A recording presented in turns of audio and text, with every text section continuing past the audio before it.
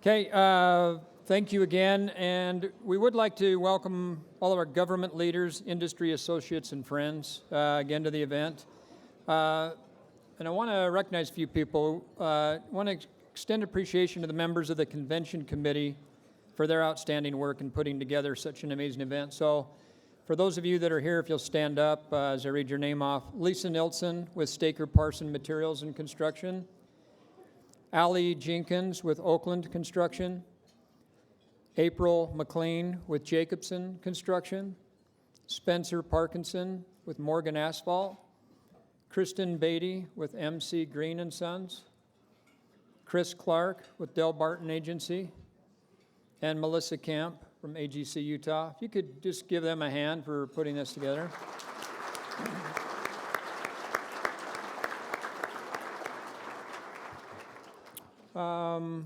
And we're going to put the slides up. I want to thank the outgoing board members of the AGC board.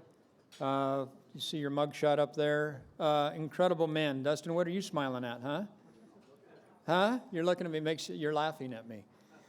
No, seriously, great group of people to sit in meetings with and learn from. I was truly the beneficiary of serving with them this year. I also want to welcome the incoming board members. I can't quite see the screen to see if it changed, but you'll see their amazing faces. While you're looking up there and you're envisioning after what we learned from AI, what I want you to do now is close your eyes and envision your face up there, okay? Because you can be. I mean, if I can be anywhere on one of those diagrams, you easily can, and I honestly encourage you to get involved. Throw your name in the hat, or maybe just have somebody sponsor you, even if you don't put your name in the hat. It really is the best part of AGC Utah is being involved in a committee or anything on it. You will benefit for the time you put in.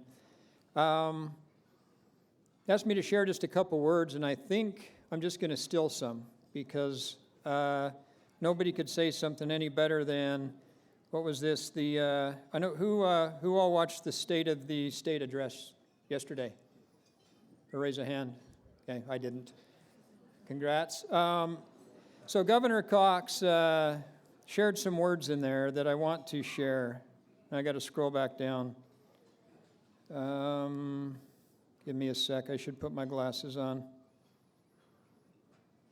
I'll look this way. I should just have AI show me where it is, because he shared a lot of words. Okay. Should I have Dustin come up and read this? Huh? What? Here you go. We stand on the shoulders of giants. Our ancestors irrigated farms, excavated minerals, built homes and neighborhoods, powered cities, and connected this continent by rail. In the face of adversity, they built here. And my friends and fellow citizens, if there is one thing you take away from my remarks tonight, please let it be simple refrain: we must build. Scripture and the 60s pop band The Byrds tell us that to everything there is a season and a time to every purpose under heaven. Now is the time for building. And so I'm making this call to all Utahns, wherever you live, near the Red Rocks of St. George or the snow-capped peaks of the Uintas, whether you look out over the copper-crowned mountains of the west or the mirrored waters of Bear Lake, to all Utahns in every corner of this state and anywhere in between, in every one of our 255 cities and towns, to Utahns of every race, background, and creed, to the young and the young at heart, we must build. Joey shared that with me, I believe it's Joey. Pretty cool, and quite the, shout out to this group, because everybody in here is a builder, whether it's horizontally, vertically, whatever. You all matter, you're all important. I don't know how we share that message with the younger generation and get them as intrigued in our industry as we all were at their age and as we all are now. I'm not falling for the mantra now that they should go, they can make more money elsewhere. They can't. I think we need to share that, what money can be made. but more importantly that, the feeling of success when you walk away from something that isn't just a stack of papers or a computer program. I mean, yeah, it's cool, but dude, I saw some of the most amazing projects on the awards yesterday at the breakfast. I mean, you amaze me. So for a second, I just want to applaud you for everything that you do, because you guys are awesome, and gals. And then just before I finish up here, it is license year, license renewal. So for those of you that have the opportunity to get your additional 6 hours, I'm going to put a plug in for AGC Utah. They do have continuing education courses. If you're going to go pay $100 or more somewhere, let's put it back towards this amazing organization. So that's enough of me. And introduce the 2024 President and CEO Annual Report via video that'll now be shown and shared. And we'll watch that.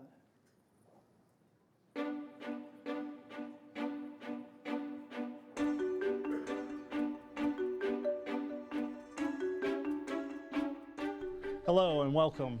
I, along with your staff, have the opportunity to reflect on the successes we've achieved over this past year, highlighting some of the key initiatives like mental health that have shaped our industry, as well as showcasing how we have been working to build a stronger, more united construction community here in Utah. This past year, we focused on 4 key pillars of our plan: advocacy, workforce development and education, leading and uniting Utah's construction industry, and providing valuable resources. Let us take a closer look at each of these areas as we celebrate the strides we've made together. Our advocacy efforts have had a significant impact. We've had important legislative wins this year, championing bills that directly benefit our industry.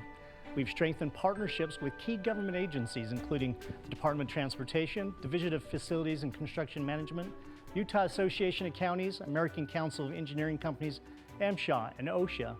These relationships, along with many others, are key to our continued success. Through chapter initiatives such as Voter Voice and the recent addition of a new Government Affairs Director, we've amplified our collective voice in shaping current and future policy decisions that matter most to our industry. You know, workforce development remains a central focus for AGC. Our We Build Utah career fairs at Weber State, Dixie Technical College, and Supportive Builders Day at the University of Utah saw over 1,000 students attending, with the potential to add 2 more career fairs this year in 2025. We're also proud to conduct Build the World Girls construction camps in Salt Lake City and St. George, inspiring young women to pursue careers in construction, as well as fostering interest for building with our Block Kids building competitions. Additionally, we've made a key advancement in the rebuilding of our industry apprenticeship programs. All of our apprenticeship programs are Department of Labor Office Apprenticeship approved, ensuring they meet rigorous standards and provide comprehensive training that will open critical career pathways for the next generation of skilled construction professionals. In addition to our apprenticeship efforts, our UAEC Pathway Internship Program officially launched this month, supporting the new internship infrastructure created by HB 555, a bill that AGC helped pass to benefit Utah's construction workforce initiatives. Fostering unity within the industry is a priority. This year, we hosted the Quad State Conference, where we brought industry leaders together for collaboration and shared knowledge. We also laid the foundation for an AGC Construction Leadership Council, or CLC, which will continue to provide support and networking opportunities to current and future leaders. Our new member onboarding initiative has helped newcomers navigate the benefits of AGC membership, ensuring they are empowered to make the most of their involvement with us. With this, new members will have what they need to grow within the association and industry. Construction workers face unique challenges on the job. Long hours, high stress, and physical demands that can take a toll on both their physical and mental health. We recognize that the well-being of our workforce is just as important as their skill and dedication. Under the leadership of Chairman Slato Pikens, AGC has expanded our mental health initiatives by hosting the first ever Mental Health and Construction Summit and offering a series of Blueprints for Balance webinars. These efforts are a part of our ongoing commitment to supporting the mental and emotional health of construction workers across Utah. We've also updated our website for a better user experience and conducted an education survey to expand our training offerings, ensuring we meet the needs of our members in the years to come. As we look toward 2025, we are excited to continue building on our success. Legislative priorities are already in focus, and we'll be introducing new initiatives to further enhance Utah's construction community. Together, we will continue to lead and innovate, ensuring the future of Utah's construction is stronger than ever. To wrap up, I want to extend my heartfelt gratitude to your 2024 Board of Directors. These men and women give so much of their time and effort to help our industry thrive. To all of you, our members, partners, and sponsors, your support has been invaluable. I encourage everyone to stay engaged, provide feedback, and take full advantage of the resources AGC has to offer. Together, we are building a future that will shape Utah for generations to come.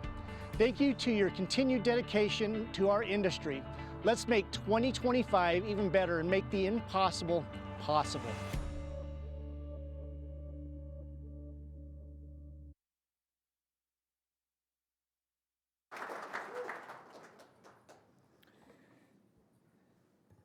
Hey, Joey. See, not everything is on the program. I have a hard time, like our current president, following prompt. Get a sec to come up. So the leader who does all this great work is actually right here, President Joey Gilbert. And you'll never see his name taking credit for anything. He doesn't, actually, he's very good in the limelight. But if you don't really know this young man, I say young because he's younger than me, I think. You need to. I just personally want to say thank you. No, thank you. Because he makes it happen. But,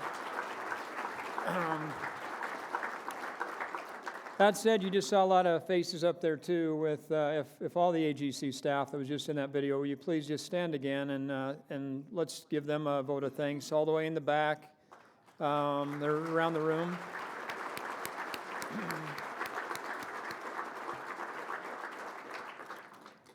They don't get enough recognition, but okay, where are we at? Now I got to jump back into following an agenda. I want to introduce our next speaker, Tyler Enslin, and I'm going to read a little bio here. As a professional speaker since 2012, Tyler has had the privilege to present at over 1,000 live events. He is passionate about helping his audiences by sharing information in a way that is engaging, lively, and most of all, practical. This has enabled him to work with Fortune 500 companies, large organizations, and a wide variety of associations. In addition to owning his own business, Tyler has also served as a talent management consultant for Johns Hopkins University since 2015. In the world of AGC, Tyler was privileged to be featured as a speaker at the AGC of America convention in Grapevine, Texas in 2022. He has since presented for numerous AGC state chapters and delivered immersive training programs for many of its member organizations. He's excited to share his message with you today. Let's welcome to the stage Tyler Enslin.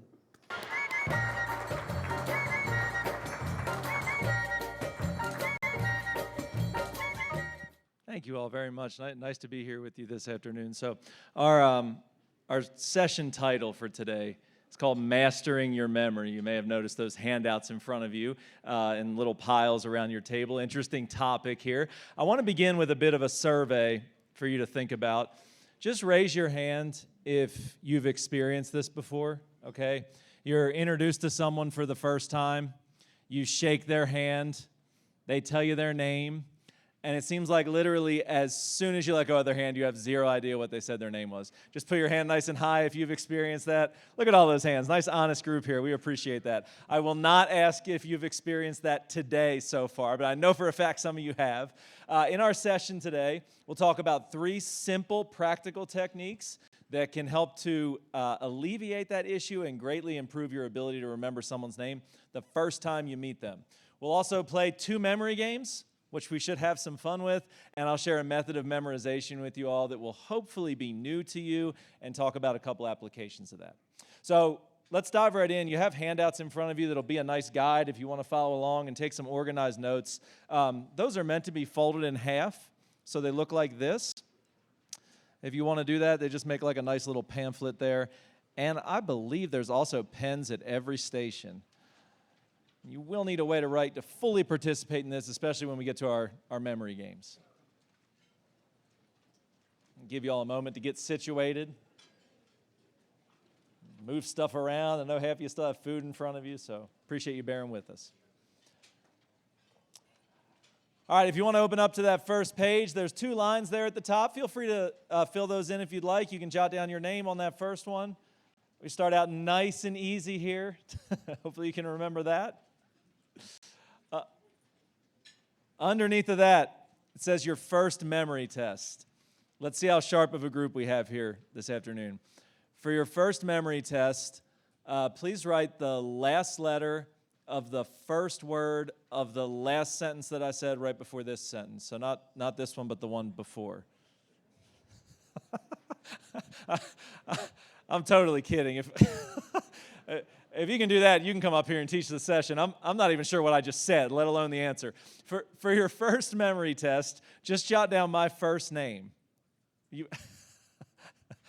I said we were going to make it easy. It's on the back page of the handout if you need to cheat.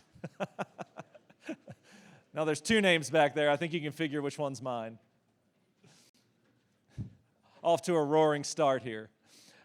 All right, so we want to introduce our section on names and people skills here by just briefly circling back to that situation we mentioned at the outset. We've all experienced it before. You meet someone literally a couple seconds after you had your introduction. You can't remember what they said their name was. Just to dig in on that for a moment, how do you feel when that happens? We've all been there, but how do you feel? All right, stupid, horrible. You're not stupid or horrible. Embarrassed. Sure. Some people are like, look, it's normal. It's normal. I forgot their name. They forgot mine, whatever.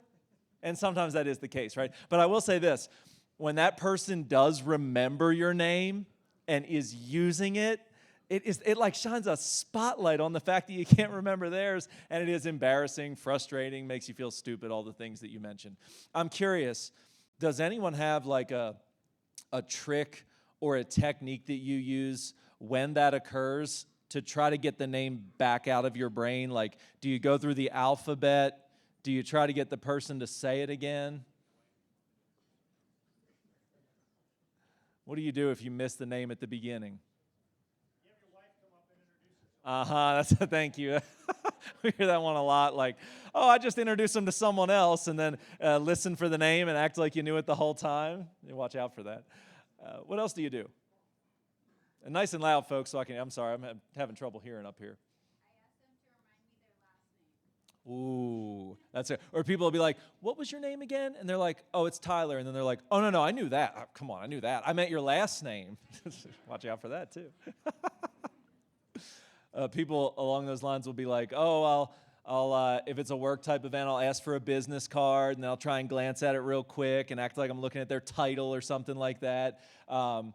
Name tags, people are always like, oh, well, events like this, everyone's got a name tag on, so it's easy. The problem, and you all have the name tags that link in a single, the ones that have 2 anchor points are pretty good. What happens to these ones that anchor at a single? Man, they always get flipped around backwards, and it's like you can't even take a sneak peek at the name tag. So that can be a challenge. I ask this question often. People will be like, oh, I got a great technique. If I don't know the person's name at the end of the conversation, I'm just like, hey, would you mind spelling your name for me real quick? It was good talking with you. I just want to make sure I have it right. Could you just spell it for me? Yes. That can work. But when it's Bob, you are in trouble. You really look foolish. You're like, I'm sorry, I didn't know if it was Bob with 2 O's or was it short for Robert? That's what I meant to ask. Be careful with that one. Look, let's talk about 3 simple techniques that you can start using right away. You can legit use these on the next person you meet when you walk out of here. They don't take a lot of practice, but they can make a big difference in your ability to recall someone's name. And there's a space for you to jot these down on your handouts if you'd like. Technique number 1. Actually, let's hold on for a second. I said they were simple. You've heard them before. You're meeting someone for the first time. They're like, hey, what's up? I'm Tyler. Nice to meet you. What's the first thing you have to do if you want to remember their name? What would you say? You're absolutely right. You have to say it. You have to repeat it. Don't write that for number 1 if you're taking notes. Sorry, I just messed half of you up here. It's actually step 2. We'll talk about it. We'll talk about it in detail, okay? Technique number 1 is so simple that people kind of like roll their eyes when I say this one, and yet it's actually the majority of most people's issue when it comes to names. Technique number 1, if you're taking notes, goes like this. You have to stop, clear your mind, and actually listen to the name. That's it. Stop, clear your mind, and actually listen to the name.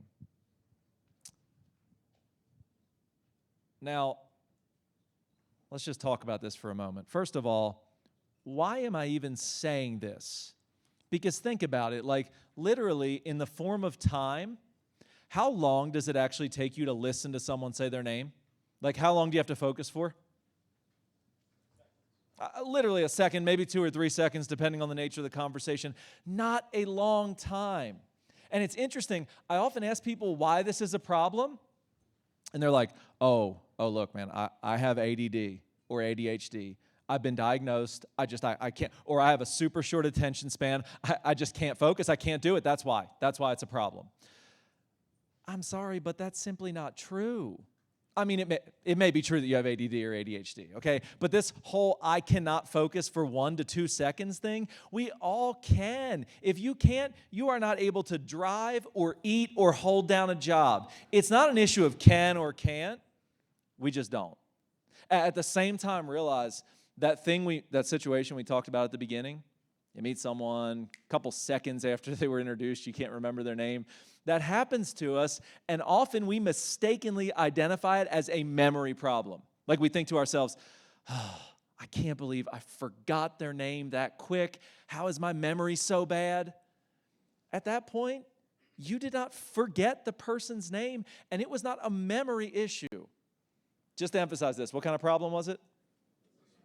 Yeah, listening, attention, focus. So just a quick question for you here.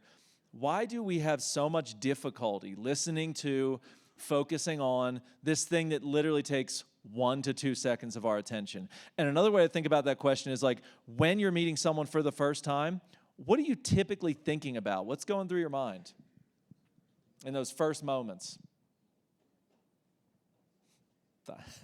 Maybe not very much. Think about, hey man, what are we going to talk about? What am I going to say? Am I making a good first impression? Man, I hope there's not like this awkward moment where neither of us knows whether to end the conversation or keep it going, and there's like this long pause. I better have a question ready in case that happens. Remember to smile. Oh, no, I'm just smiling. I just ate. I'm smiling. Oh, gosh, I hope there's nothing in my teeth. I should have checked my teeth before I came out here. Are my shoulders back? Is my zipper up? Oh, God, I hope my zipper's up. Our brains, a lot going on when we're meeting people for the first time, okay? Also, we're forming our first impression of that person in the first couple seconds. So NYU did a study a couple years ago on first impressions. This number shocked me. They found that on average, in the first 7 seconds that we look at someone, this was no verbal communication. This was just 2 people making eye contact, okay? In the first 7 seconds, we form roughly 11 major decisions or opinions about someone. Just like that. Isn't that crazy? Now, those aren't conscious decisions. It's our subconscious deciding what we think about this person. But like we alluded to, with our conscious brain, who are we often thinking about? Ourselves. What am I going to say next? All the things that we touched on a moment ago. So, as a result of all of this, what so often happens, someone comes up and they're like, hey, what's up? I'm Tyler. Nice to meet you. And it's like, whew. We never give ourselves a chance to remember the person's name. That's the other problem, too. People do just that. They just throw their names out there. They're like, hey, I'm Tyler. Good to meet you. No one's like, hey, I'm about to say my name. Are you ready? Pay attention. Listen, here it comes. Get ready. If anyone wants to try that, I bet people will remember your name. It would be really weird, but it just illustrates the point, right? The next time you meet someone, if you want to remember their name, make sure you do this first simple step. Stop, clear your mind, listen. This is a extremely abbreviated session. We just have an hour here for this. I teach this class all the way up to an 8-hour full-day workshop, and in that we get into more detail about how to recall names, talk about some advanced techniques. This is still step one. And I always tell people, you could know every method for remembering names. You could have the greatest memory in the world, know all the association techniques, everything. If you don't do this first step, does any of it help you? No. I mean, to put it simply, if it's going to be retained by the brain, it has to first enter the brain. And for most of you, I know we dug in on this, even though it's a simple technique. For most of you, this will make the biggest difference when it comes to recalling names, this first step. Stop, clear your mind, listen. Technique 2. You all, of course, said it, which was what? Good. Repeat the name, say it. So step 2 is repeat the name if you're taking notes. What do you think, out loud or to yourself?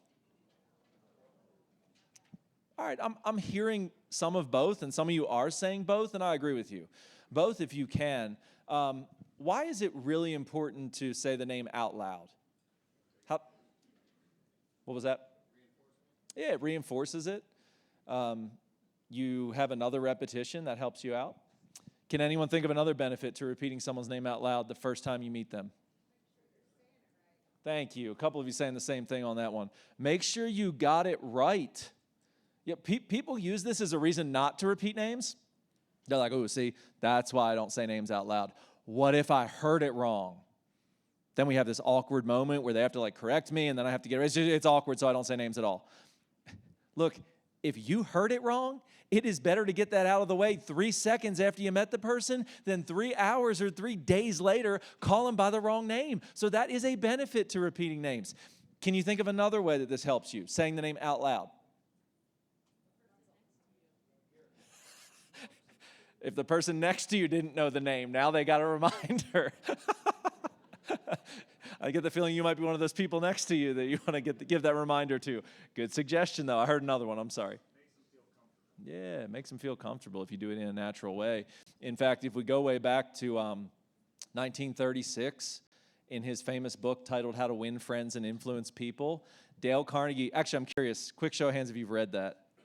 Oh, I love it. That's awesome. Usually a room this size, I ask that question and like 4 hands go up. So congratulations. If you haven't read it, please don't be fooled by like the cheesy title or the fact that it was published almost 90 years ago. The principles in that book on how to treat people well and how to connect with people are timeless. And that's really why I bring it up. Dale Carnegie was talking about just that. When you're meeting someone for the first time, okay, he said if you want to make a good first impression, there's 2 things that they want you to know about them more than anything else. And he said most people don't even realize this, so like they're not going to come out and tell you, but people that know these 2 things and use them are generally more well-liked, make better first impressions, and as a result are often more successful than those that don't. And you've heard him before. The first one, to quote him, he put it this way. He said, remember, everyone's true favorite topic or their favorite thing to talk about is themselves. We know this. Dale Carnegie said, look, you want to connect with someone, make a good first impression when you meet them? Be a good listener. Show genuine interest. Don't worry about showing how smart you are or how intelligent you are. Be interested. Be a good listener. Show that you care. One of the best ways to make a nice first impression.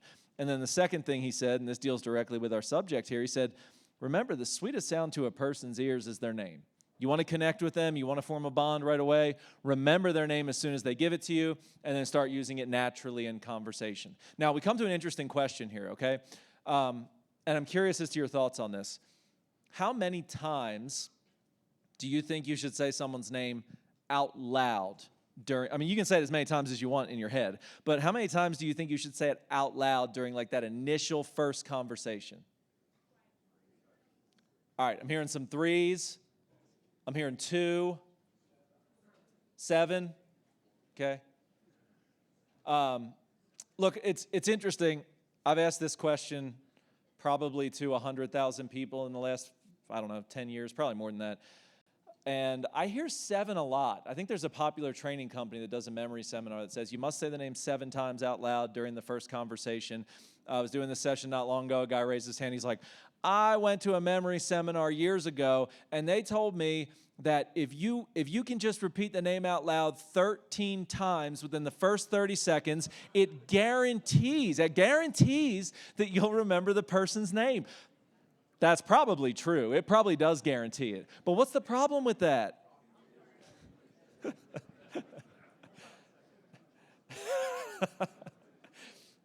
It defeats the purpose of remembering someone's name. Like, in all seriousness, and it doesn't have to be 13 times in 30 seconds, okay? But have you ever met someone who, like, says your name too much, or they do it in a very, like, mechanical way? How do you feel? Awkward, how else? Uncomfortable? What are they selling me? How many of us want to walk away from a conversation and have the other person think about us, oh, they were really awkward, uncomfortable, and I wonder what they were selling me the whole time.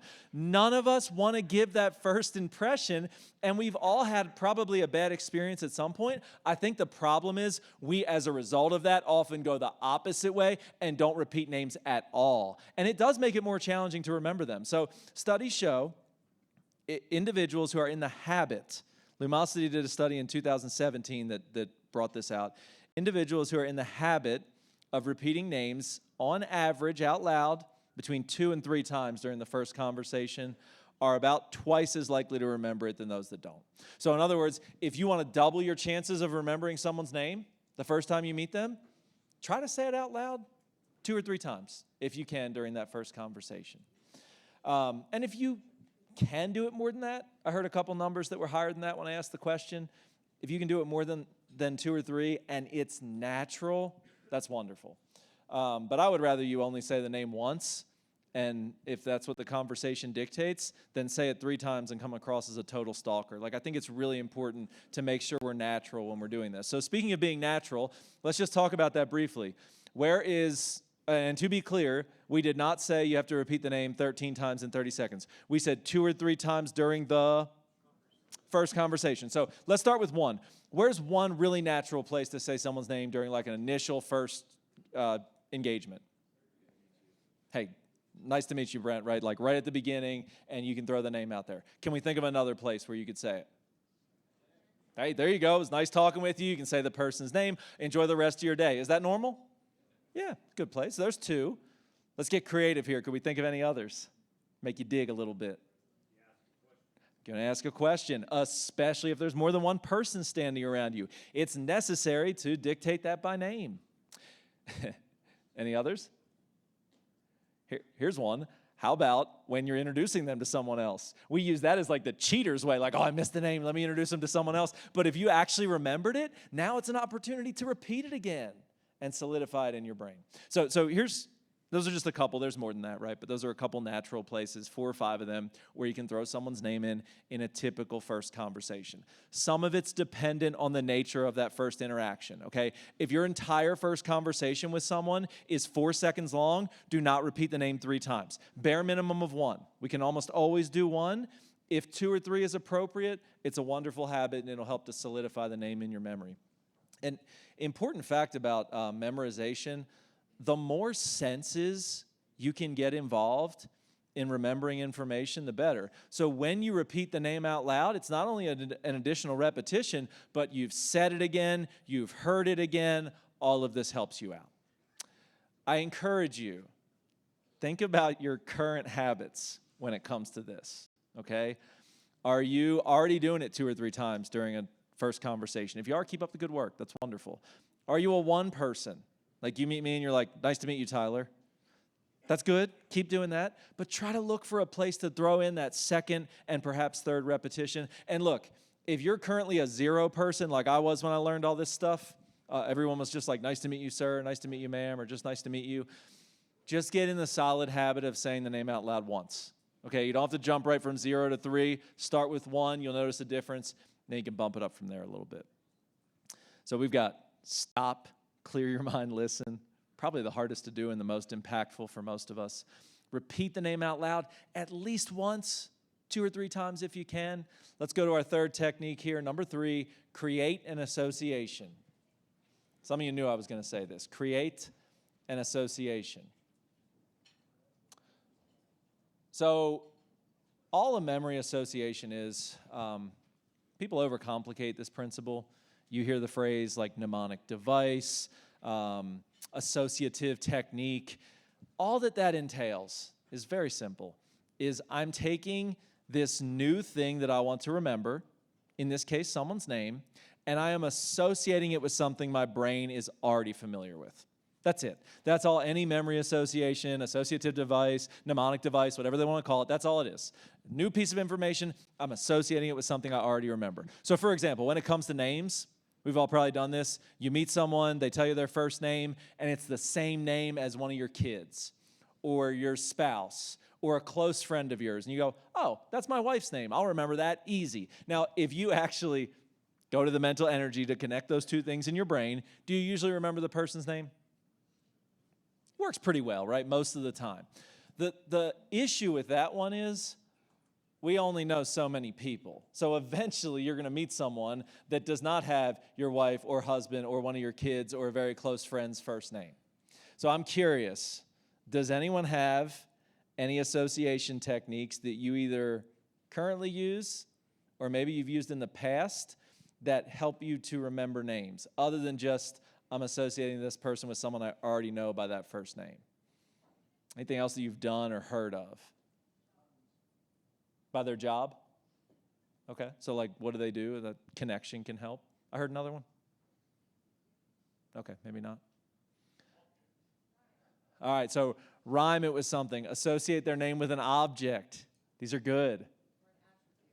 An attribute, interesting. Oh, thank you.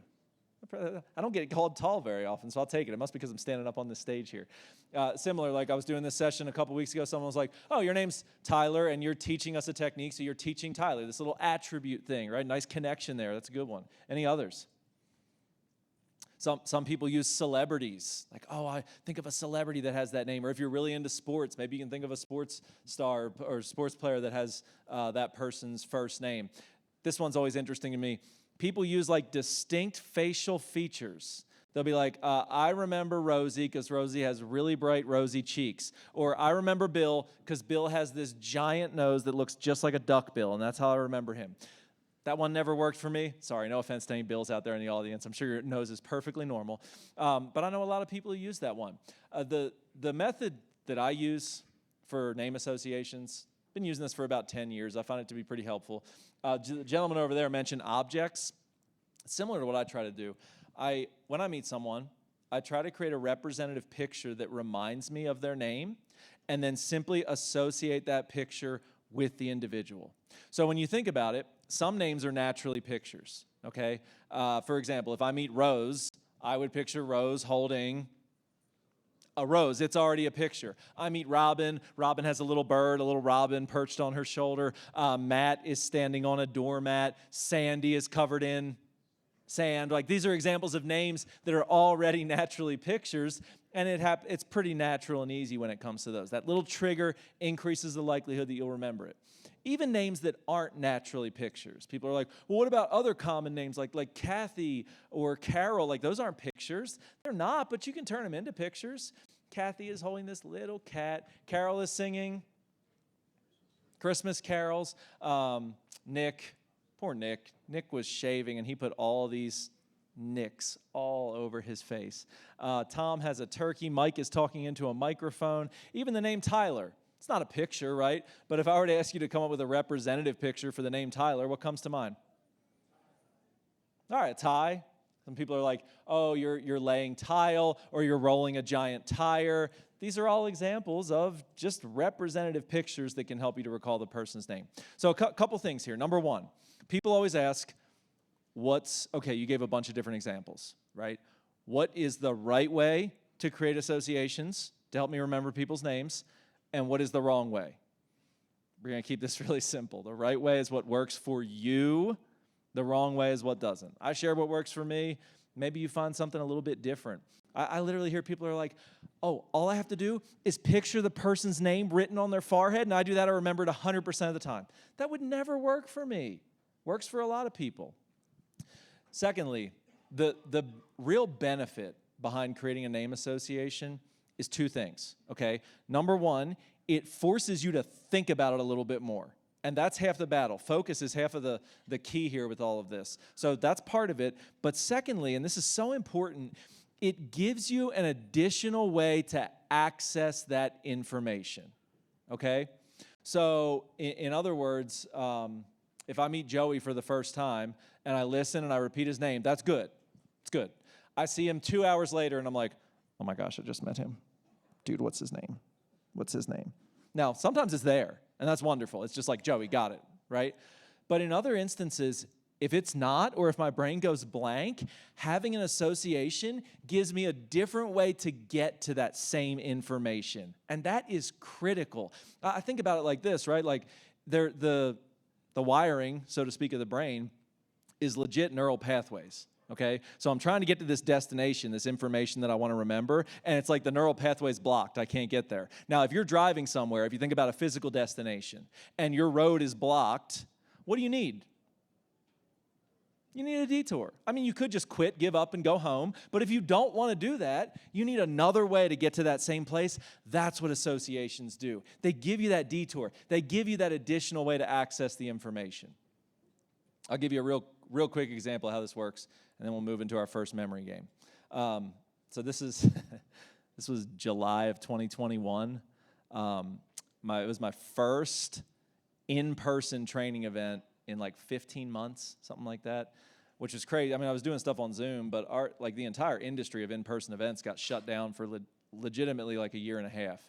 And you all probably remember your first big event like this back after it had been a long time. It was exciting, and it was really cool, but it was also like, I realized I had got really rusty with in-person events like this because I'd been doing everything virtually because that was all we were allowed to do. And so I'm like, I've gotten so lazy with names, so lazy. Because when you're doing a training session on Zoom or Teams or whatever, you want to call someone by their name, what do you just have to do? You just scroll over the box and the name's right there, and it's like I'd gotten lazy. So I'm like, I'm trying to repeat, listen, association techniques, all the things I'm telling you here, right? And I'm meet a bunch of people, and then I'm up later that afternoon presenting, and I'm speaking on this same topic. It was a group about this size, and this guy in the back of the room raises his hand. He's like, excuse me, you're talking about the importance of remembering names. You met me like 3 hours ago. What's my name? Gotta love people like that, right? I'm like, really? This? Like, you've been locked in your house for a year and change, and this is the first thing you want to do when you come out? Like, see if you can ruin some dude's life? And anyway, I look at him, and he's right, I did meet him. I have zero idea what his name was. And you think it's bad and embarrassing when you forget someone's name? Try teaching a program called Mastering Your Memory, being in front of like 300 or 400 people and forgetting someone's name. It's not going to go well. So anyway, I'm like looking at him, and I'm just like, it's not there. And I was about to say, I'm sorry, like I forgot it, or cry. I don't know what I was going to do. But I'm like, I literally paused for a second. And I was like, wait, what did I visualize? And literally, as soon as I thought that, I remembered the dove I had pictured fluttering right over the top of his bald head. And I went, oh, Dave, of course I remember your name. Now, here's the point. Did I remember Dave's name? I mean, technically I did, right? But what did I actually remember?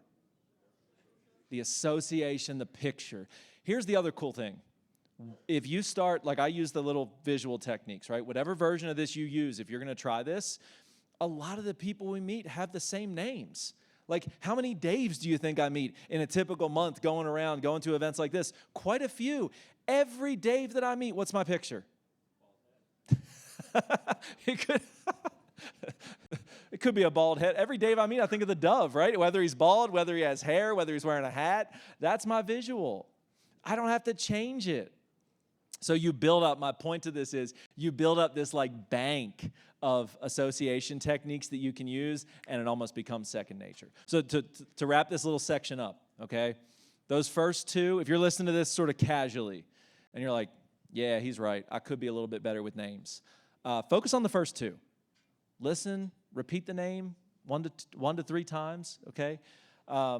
If you're really serious about this, you're like, I've got to get better with remembering names, then start working on that third technique as well. That does take a little more energy, a little bit of effort, but that additional way to access that same information is so important.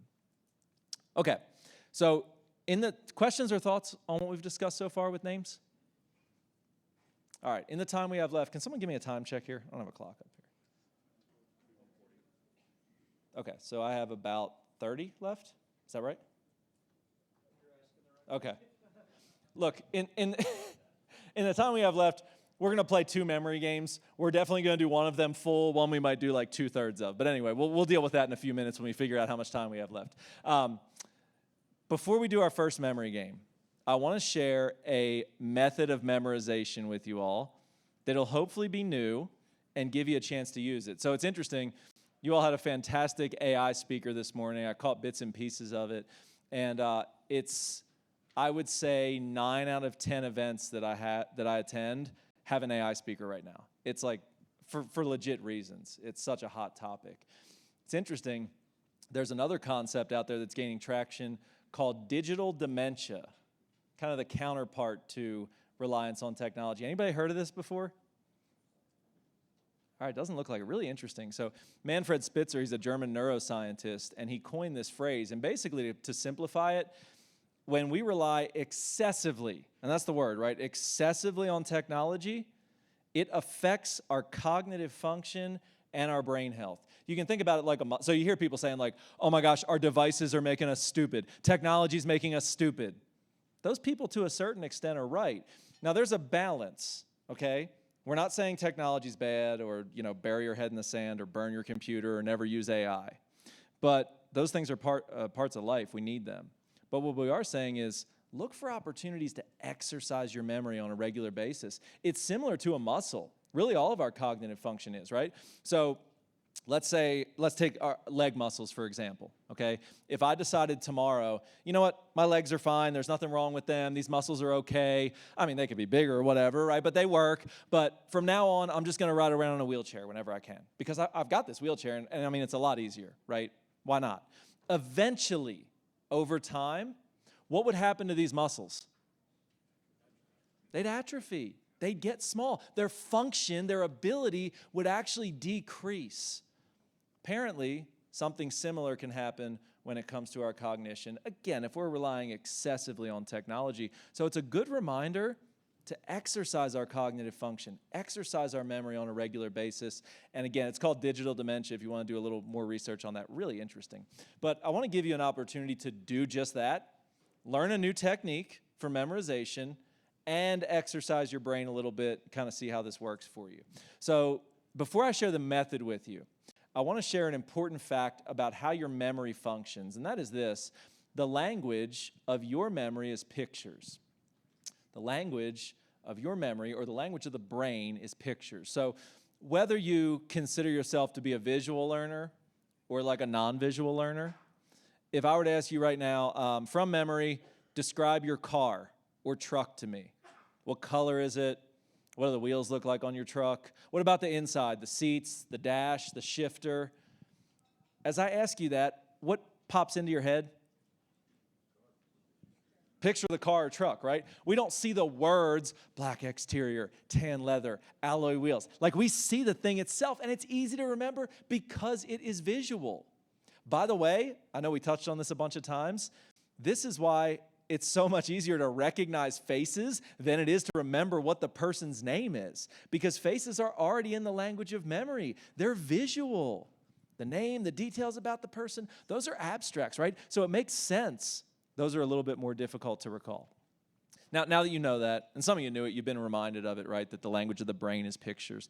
This method that I'm going to share with you will make a lot of sense. And the method is called the Loci method. That's L-O-C-I if you're taking notes. Kind of a strange word, unless you're a big fan of the Marvel movies. Not a word that we hear that often. I think he's with a K.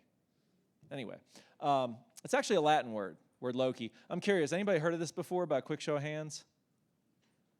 All right. couple of us. I did a breakout session for you all, I think 2 or 3 years ago, something like that, where we did that. So 1 or 2 of you have probably heard of this before. 1 or 2 of you might have been in it but forgot, but that's okay. So that word Loki is a Latin word. Helps us understand where this method came from. It was actually invented by the Romans. It's an ancient method of memorization. It's over 2,000 years old. And yet, if you have ever watched or read about like memory competitors, memory champions, these people are insane. They will memorize like over 1,500 items in sequence on a stage, on the spot in a competition. Unbelievable what they can do.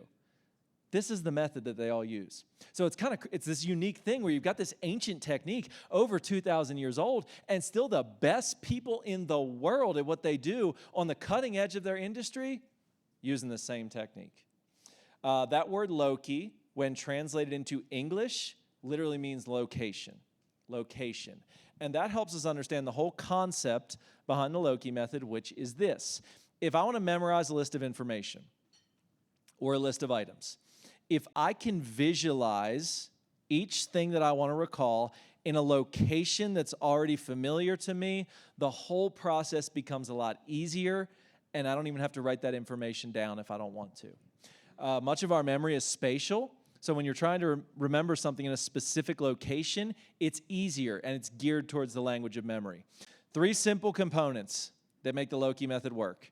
And after I tell you these 3, we'll do a really weird exercise that you probably have never done before, but it'll be kind of cool, okay? We use an acronym to represent these 3 called PIG, P-I-G. The P stands for place, the I stands for image, and the G stands for glue. That's it, place, image, glue.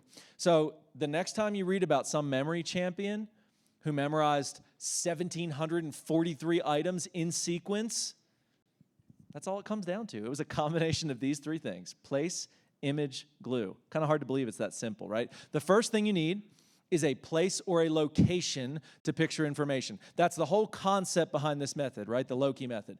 Second thing, what's the I stand for again? Image. So I've got my place, my location. Now I need an image or a picture to put in that place or that location. And then what's the last thing? So I got my place, I've got my image. Now the glue is like what sticks that item, so to speak, where I put it. What makes it memorable? What makes it easy to recall? So here's what we're going to do. We are going to set up a version of the Loki method. Here's where things go off the rails, using a location we all currently have in common, this room. So if you want the technical terminology on this is called room files. It's a mental filing system using the room that you're in. You can literally do this in any room in the world. Since we're all in the same room right now, we're going to use the one that we're currently in, okay? We are going to pick out 15 locations in this room. We'll start here at the front. We'll go in clockwise order. We'll memorize them. You do not need to write these 15 down. Once we've memorized them, that'll take like 3 or 4 minutes. I'm going to give you a list of 15 items to recall. All you have to do to see how the Loki method works is picture each item in the room location that I tell you to put it in, and then I'll give you time to jot as many of them down as you can just from memory. So look, right now, don't worry about how we're going to use these. Just worry about memorizing these 15 locations, and then we'll talk about application of them. So let's start. I'm like afraid to walk in front of these speakers because I don't want to get feedback on the mic. Let's start up here in this front corner. Let's make number 1 the projector screen up here. Does that work for everybody? All right, nice big file here. Let's make our second room file the speaker right here by the stage. So we got projector screen. Number 2 will be the speaker. How about we make 3 the stage itself? Let's make 4. Let's make 4 the flag. And let's make 5 the podium. All right, so real quick, you all tell me what those were. What was 1? Good. 2? What was 3? 4? And 5? All right, nice. Let's make your 6th room file. I gotta come across here. Let's make number 6 this corner up here. Hopefully you all can see it.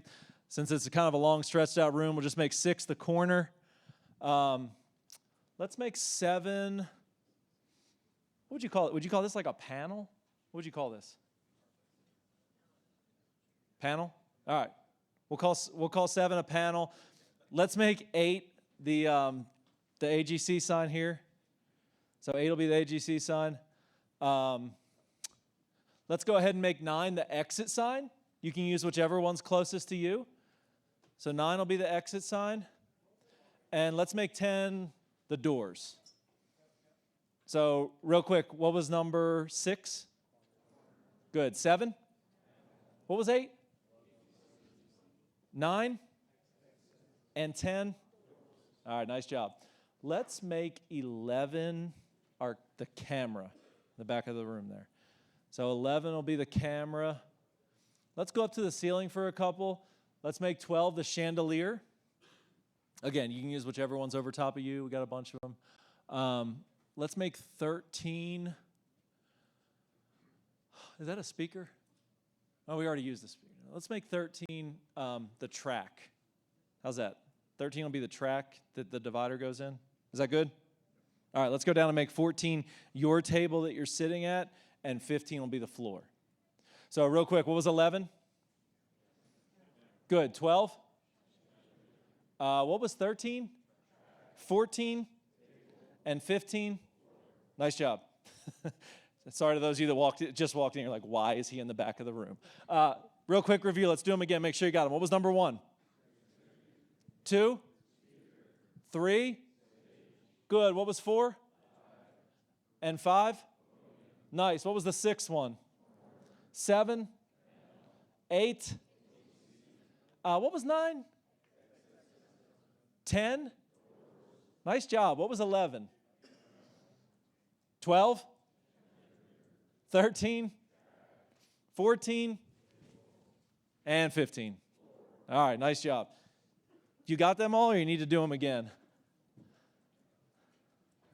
Okay, 4 people have them. Raise your hand if you'd like to do them one more time. All right, a couple timid hand raises. Let's do this.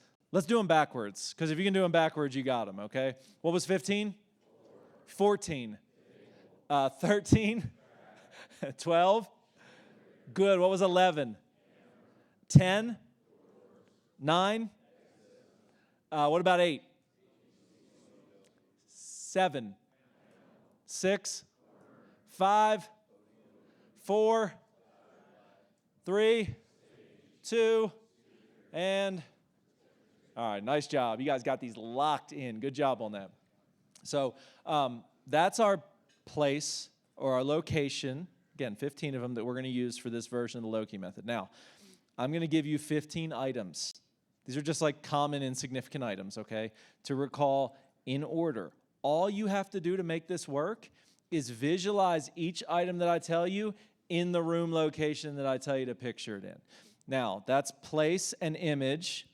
We're missing one thing, which is, what is that item doing in your imagination to that location that makes it memorable? That's the glue. So like, I always encourage people, and any memory competitor will tell you this, if you want to make it easier to recall, use your imagination. Make the picture unique, big, strange, destructive, weird, and it like jumps out at you. You don't have to do much work to remember these. So like, for example, if I were to say, put a napkin on one of your files, don't just picture a napkin. Picture a pile of napkins or a giant napkin. Like, make it memorable, make it weird, and it'll stick out to you. You ready? Oh, boy. Let's try that again. Are you ready? Oh, good. All right. So on your first room file, on your projector screen, put a microphone. Put a microphone on the projector screen. Make it, I guess technically there is one here since I'm holding one, but make it memorable. Is there like a megaphone up there? Is there a giant microphone? Is the cord maybe wrapped all around the projector screen? Make sure you visualize it. Put a microphone on one. What's 2? On your speaker, put a key. Put a key on the speaker. Is there like one of those really big key to the city type keys leaning against the speaker? Is it gold? Make it memorable. Is there a bunch of car keys on the speaker? Make sure you see it. Put a key on 2. What's 3? On the stage, put a cat. Put a cat. I mean, that one doesn't take a whole lot of imagination. If you looked up here and there was literally a cat like launching off the stage, rare, you would never forget that. Doesn't typically happen at conferences. Put a cat on 3. What's 4? On the flag, put a jacket. I mean, some of you might have an American flag jacket. That's pretty cool. Maybe you see a jacket hung on the flag or a bunch of jackets in front of it. Put a jacket on number 4. And what's your 5th one? On the podium, put a marker, like a Sharpie type marker. Like, did someone take like a bright colored marker and draw all over this podium? That'd be upsetting. Is there a pile of markers here? They spilled all over it. Put a marker on 5. All right, real quick. What was on 1? Good. 2. What was here? What did we put on 4? And very nice. On your 6th room file, which is on your corner on 6. Thank you for turning me down every time I go by the speakers. At the end of this thing, the AV folks deserve a huge round of applause because your ears have not shattered as I've walked through these speakers a bunch of times. They're doing their job really good. On 6, put a target. Put a target on 6.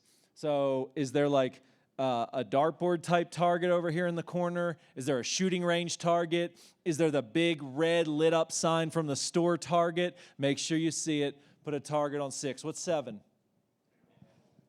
On the panel, put a lizard. Put a lizard. I mean, if you looked over here and there was like a 3-foot long iguana hanging from this panel, that would be memorable. Make sure you see it. Put a lizard on 7. What's 8? On the AGC sign, put coffee. Put coffee. Did someone accidentally slip and their coffee flew and it splattered all over that AGC sign or logo, whatever we want to call that? Put coffee on number 8. What's 9? On your exit sign, put a cinder block. Put a cinder block on 9. Did someone throw a cinder block at the exit sign? Did it shatter it? Make sure you see it. Put a cinder block on 9. What's number 10? In the doorway, put a car. Put a car. I mean, if a real car came driving through that doorway, that'd be pretty memorable. Are there a bunch of Hot Wheels cars? Is it a unique car? Put a car on 10. All right, real quick, what was on 6? Good. 7? What was on 8? Nice. 9? And on your 11th, good job, by the way. On your 11th room file, which is on your camera, put jewelry. Put jewelry on the camera. Is there like all kinds of necklaces and bracelets and rings hanging off of it, shining in the light? Put jewelry on 11. What's 12? On your chandelier, put a pair of jeans. And things got out of control in here last night. I'm not sure how, but someone's jeans ended up on the chandelier. Put jeans on 12. What's 13? On your track, put money. I picture there's just like $100 bills falling down from that track. How cool would that be? What's 14? On your table on 14, put a donut. Put a donut on 14. Is it smeared all into your table? Is there a giant donut? And on 15, on your last one, put a turkey. Put a turkey on the floor. Is there a live turkey flapping its wings? Is it a roasted turkey? Put a turkey on 15. Real quick, what was on 11? Good. 12? 13? 14? And when you're ready, go to the memory game number 1 in your handout and jot down as many of the 15 items as you can. You don't have to write down the locations, just the items that I gave you. What was on the projector screen? What did you see on the speaker? The stage, the flag, the podium, so on and so forth. Take your time. You got plenty of time.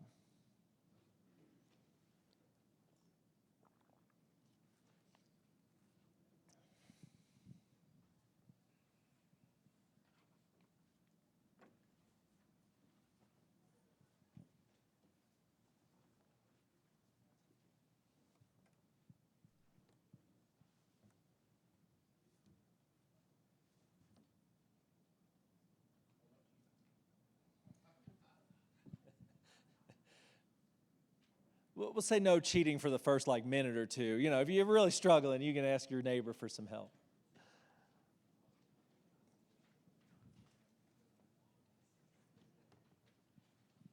Man, some of you rifled through this. Congratulations. If you're done, be happy. Nice job. If you're still working, keep working. Take your time.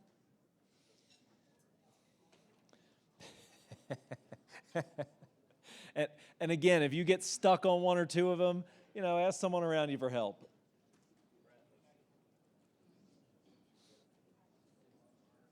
He's got it. Every line's full.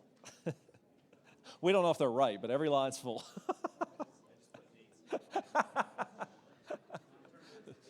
Correct.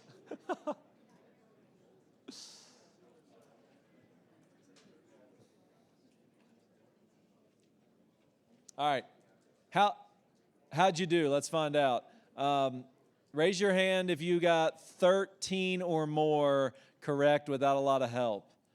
Wow, that is awesome. How many of you keep them up if you got 15? Congratulations. Nice job. Actually, hold on. We need to make sure they're right. So I jumped the gun a little bit. It's impressive that you filled in all 15 spaces. Let's make sure they're right. And actually, let's do this. Can we have a volunteer who knows all of these without, I'm going to throw a caveat in there before you shoot your hands up, without reading them from your handout, just using the actual locations, that wants to take a stab at this, and we'll help you out if you get stuck.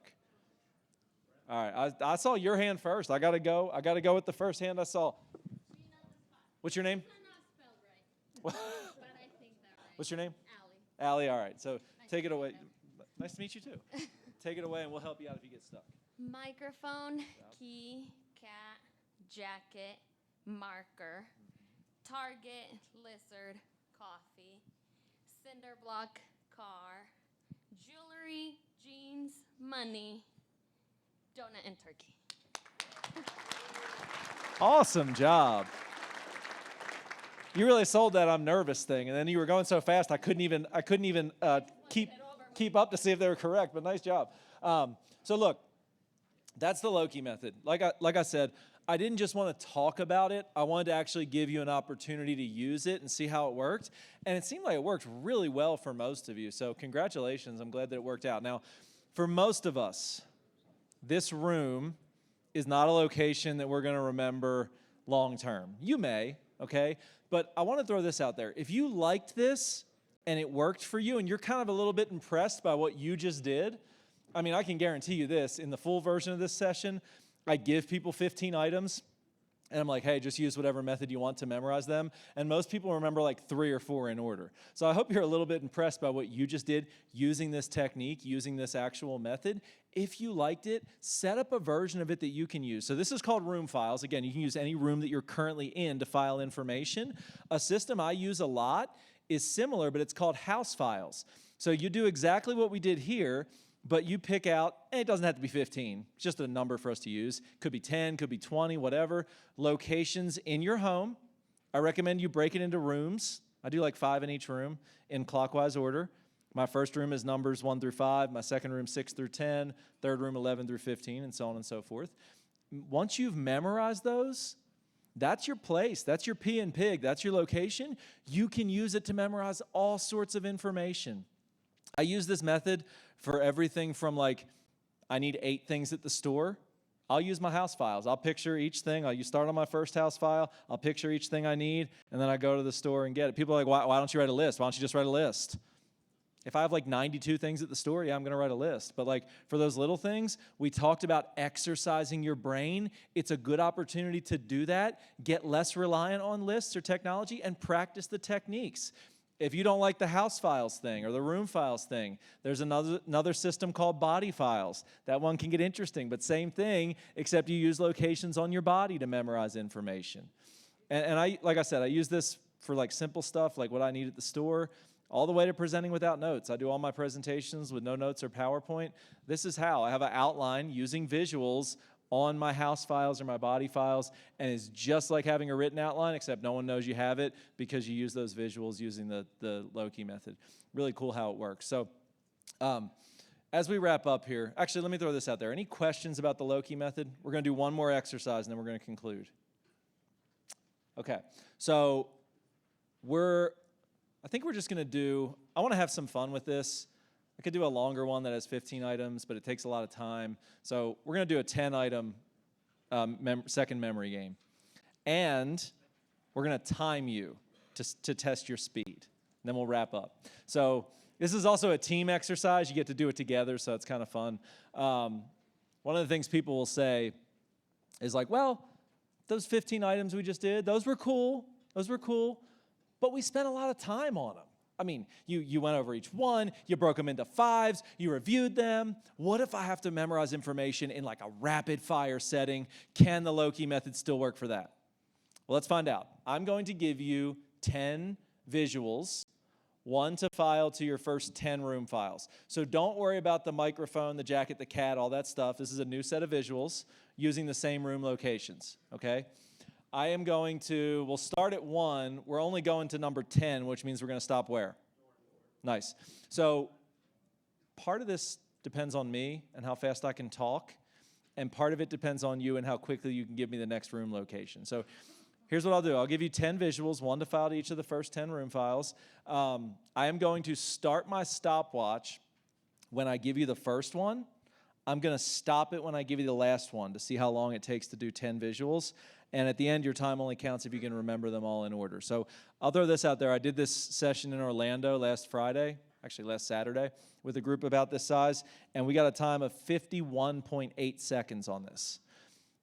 Would you like to try to beat their time? And we got some competitive people over on this side. That didn't even take a second to think about it. All right, so couple things. Number 1, some of these visuals are going to be a little bit weird. There you go. You have my warning.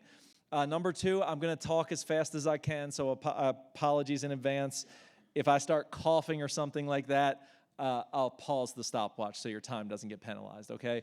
And I am going to rely on you to give me the next room location. So I'll be like, on your projector screen, picture this. What's next? And you'll say, and I'll give you a picture for that, and so on and so forth, okay?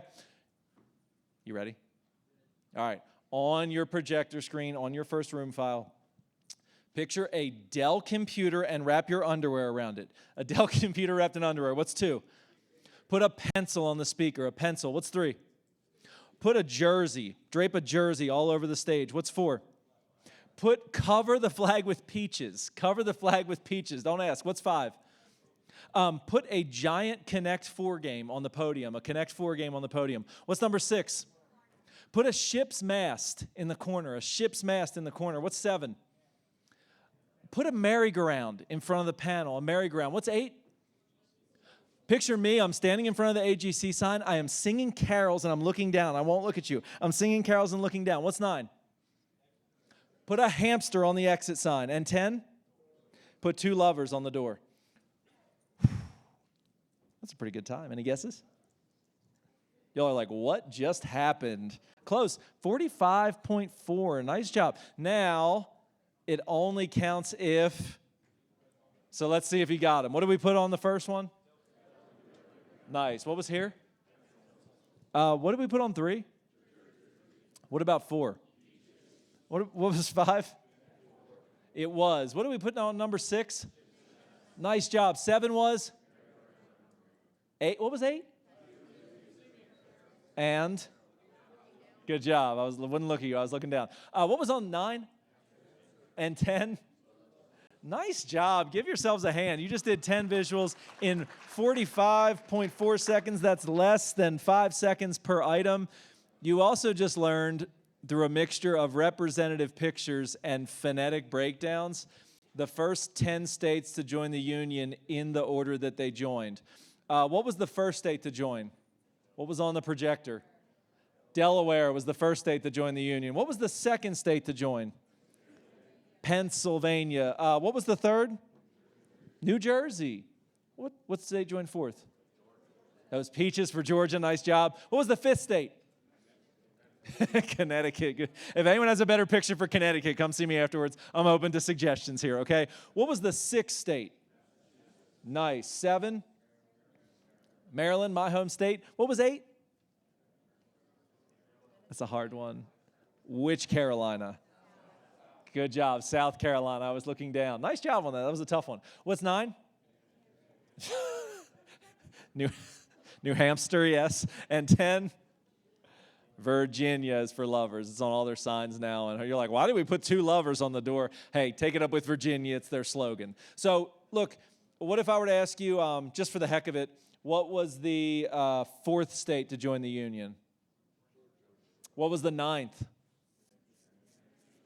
What was the 2nd? This is just an example, just to time you and have a little bit of fun, right? You probably don't care to know this list, but I swear I spent like the entirety of 3rd grade, like an entire year trying to memorize these in order and couldn't. And a lot of you think about it. If when we walked in here this afternoon, I had been like, all right, folks, here's a list, first 10 to join the Union. I want you to memorize them. I also want to be able to be like, what's 3, what's 4, what's 9, what's 2, and I want you to be able to tell them to me. How long might that have taken? Some of you just a couple minutes. Some of you, we'd still be here. How long did it just take you? 45 seconds. That's the power of creating some pictures and linking them to a filing system. Virtually anything you want to recall in any order, you can memorize with those 3 things: place, image, glue. So as we wrap up here, remember the next time you meet someone, and I'm sorry, if you want to jot down the 10 states on the back page there, we did kind of the condensed version, so feel free to jot them down if you like to have your notes filled in.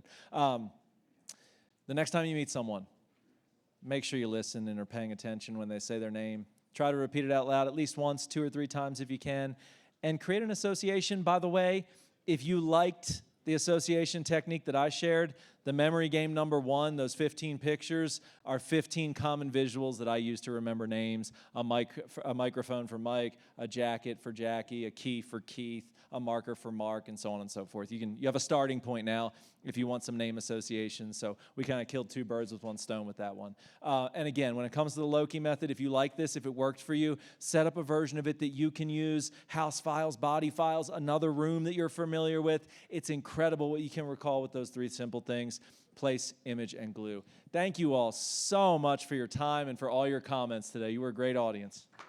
Please welcome back to the stage Chairman Slade O'Pikins.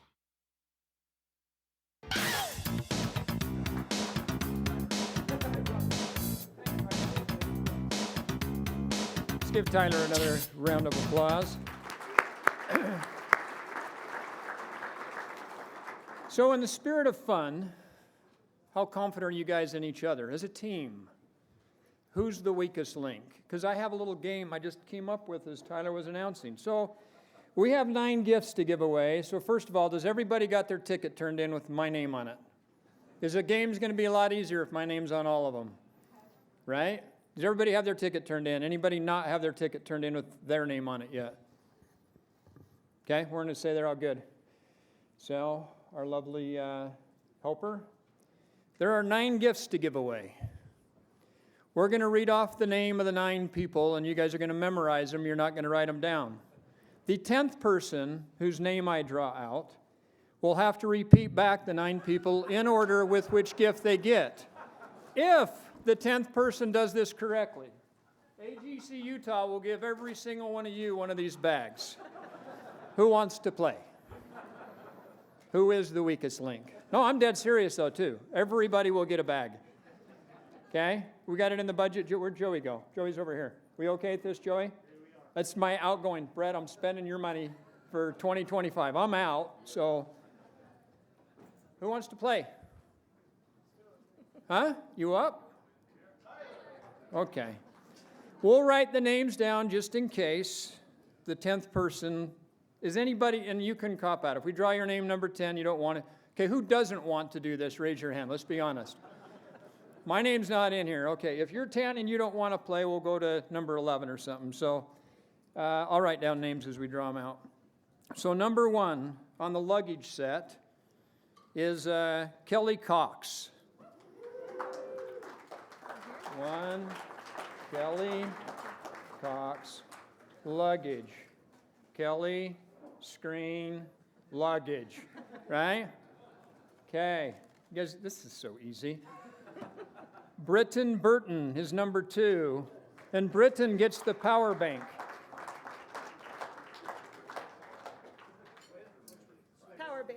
Power bank. Britton. Oh, is he already coming up to get? You don't get it unless the 10th person gets it right, right? Okay. Number 3, Tony Davies with Altaview Concrete.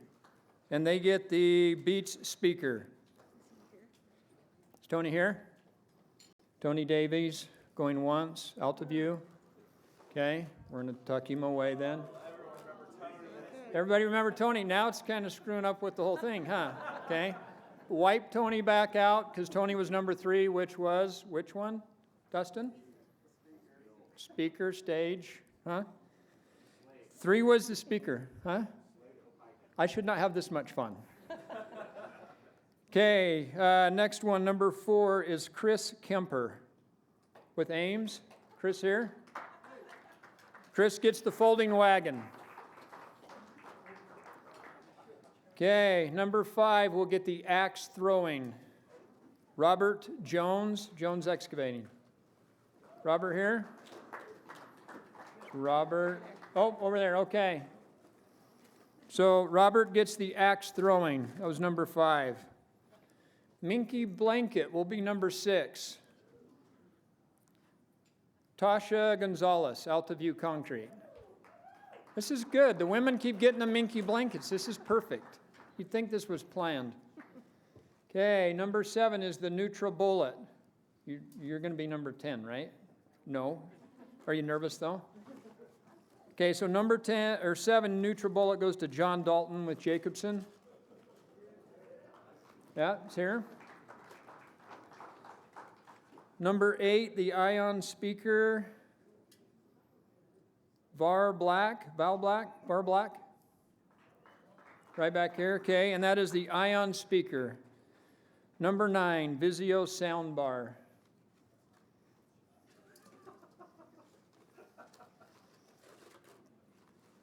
Somebody cheated. Dustin Olson. Vizio soundbar. Whitaker Construction. Different Dustin Olson. Is he here? He left. Do we want the other Dustin Olson to take it? How many want the other Dustin Olson to take it? Or should we draw another card? What do you think? Draw another card? Such a kind guy.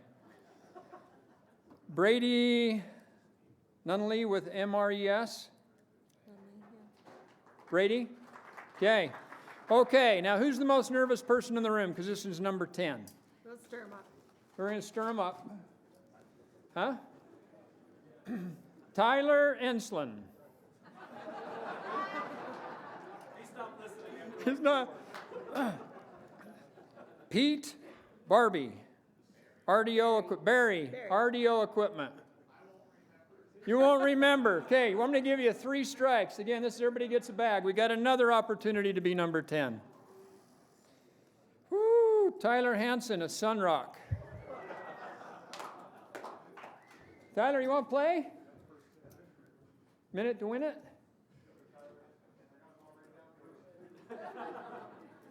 We can play background music. Do, do, do, do, do.